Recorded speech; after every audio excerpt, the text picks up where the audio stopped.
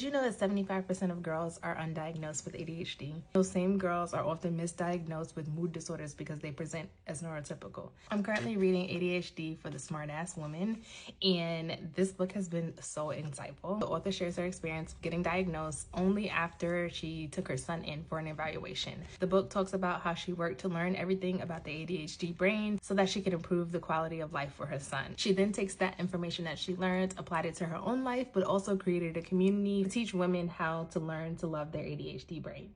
In chapter 2 of the book, she talks about the reasons why most women go undiagnosed, and I can relate specifically to 3 of them. So let's talk about it. Most women go undiagnosed with ADHD because we tend to internalize our systems. I'm including myself in this one because I too am guilty of suppressing my emotions, internalizing frustrations in an attempt not to look like what I'm actually going through. We also don't know how to ask for help, so we tend to suffer in silence. We also tend to express hyperactivity differently. When you think about ADHD, you think about hyperactivity, overactive little boys. In women, the hyperactivity happens in our brains. The intrusive thoughts, the ruminating, and don't get us comfortable because then we're never gonna stop talking. It's seen as our norm, so unfortunately it's overlooked. Last one I took a little personal because it's the story of my life, but most women usually are undiagnosed because we tend to overcompensate. We would rather hide our struggles out of fear of being judged or perceived at all. Or on the other hand, we will do the most just for the sake of keeping up and to be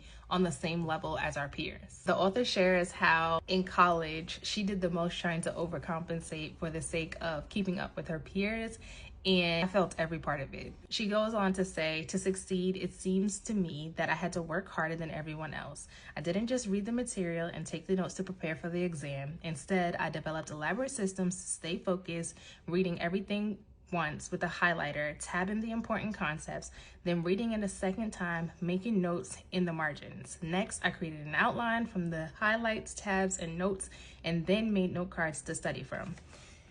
If I don't create a system for a system for a system before I even get started, overcompensating for the things that we lack. Chapter ends by her sharing some of the resources on how you can go about getting diagnosed if you feel that you could potentially have ADHD.